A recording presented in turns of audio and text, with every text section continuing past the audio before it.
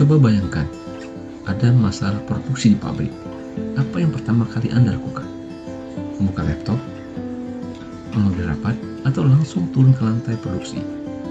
Menurut filosofi manajemen Gemba, Masaki Imai, ia menyatakan hanya ada satu jawaban yang benar. Pergi ke tempat kejadian. Nah, ada 5 aturan menurut Masaki Imai dalam manajemen Gemba. 5 aturan emas yang membuat Gemba menjadi efektif.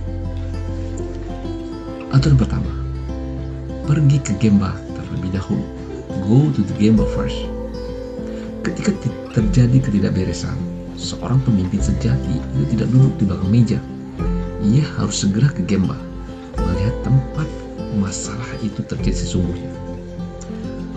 Hal ini bukan untuk mencari siapa yang salah, tapi untuk melihat langsung apa yang terjadi.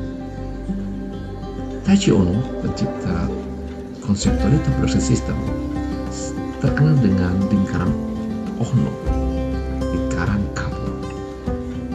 Konsep ini ia menyuruh manajer berdiri di dalam lingkaran selama berjam-jam sampai ia benar-benar sadar akan realitas di depannya. Pesannya sederhana, realitas ada di lantai, bukan di laporan, bukan di ruang kerjanya. Bahkan seorang pembesar di Honda, Soichiro Honda, selama kerjanya dia tidak punya kantor khusus sebagai presiden. Ia seringkali berada di tempat lapangan kerja. Ia lakukan Gemba. Itulah standar seorang pemimpin. Aturan kedua, cek di Genbutsu. Periksa nyata masalah. Genbutsu berarti benda fisik yang bermasalah. Melihat langsung benda fisik yang bermasalah. Mesin yang mati, produk yang cacat, atau komponen yang haus. Jadi jangan hanya berdiskusi di ruang rapat sambil melihat data. Rasakan langsung produk bermasalah tersebut. Periksa langsung apa dan bagaimana part atau bagian yang bermasalah. Masaki Imai bercerita tentang seorang manajer hotel yang hanya mengandalkan monitor suhu di kolam air panas. Ia melihat kondisi air di hotel tersebut biasa-biasa saja. Padahal sebenarnya para tamu hotel sudah tidak nyaman karena air sudah terlalu panas. Data di layar bisa saja benar, tapi realitas di tangan adalah kebenaran sesungguhnya. Dengan melakukan Genbutsu, Anda bisa melihat fakta, bukan opini. Aturan ketiga, penanggulan sementara. Ambil penanggulan sementara. Take temporary countermeasure.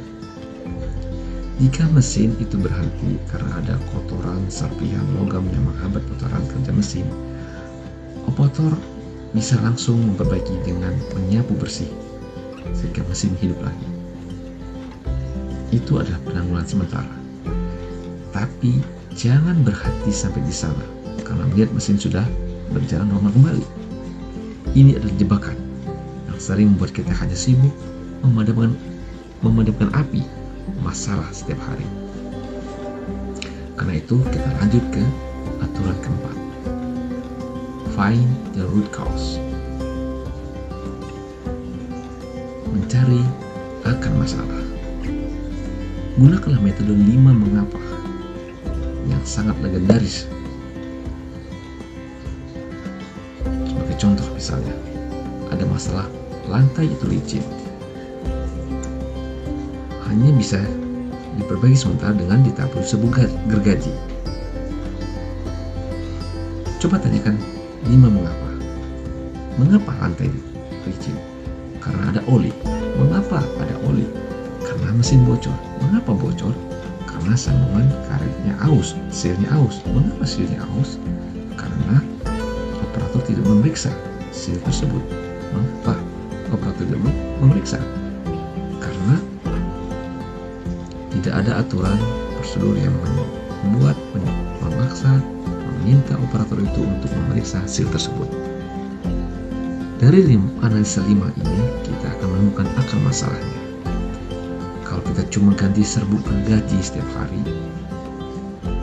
masalah sementara terselesaikan, tapi akar masalah sebenarnya tidak terselesaikan. Ganti karetnya, buat aturannya, maka selesai. Inilah inti dari Kaizen. Perbaikan kecil langsung ke sumber.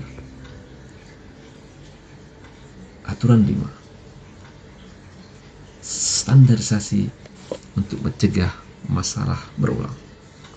Akar masalah sudah ditemukan, tindakan permanen sudah diambil. Ada aturan 5 yang membuat kita harus mencegah masalah itu tidak terjadi kembali. Standarisasi. Solusi memang harus dilakukan standarisasi agar masalah itu tidak berulang.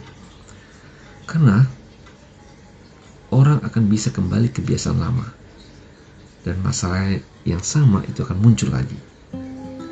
Standar adalah cara terbaik untuk melakukan pekerjaan saat ini. Ini memastikan bahwa kualitas dan efisiensi itu bisa terjaga. Tanpa standarisasi, Kaizen itu hanyalah perbaikan sesaat. Dengan standarisasi, Kaizen menjadi budaya. Izinkan saya menceritakan sebuah cerita kisah dari salah satu perusahaan makanan di Amerika. Seorang presidennya pernah membongkar semua dinding kantor administrasi dan memindahkan semua staf ke dalam satu ruangan besar tepat di atas lantai produksi. Inilah contoh mendekatkan ke Gemba. Semua orang di marketing, R&D, HR, engineering duduk bersama tanpa sekat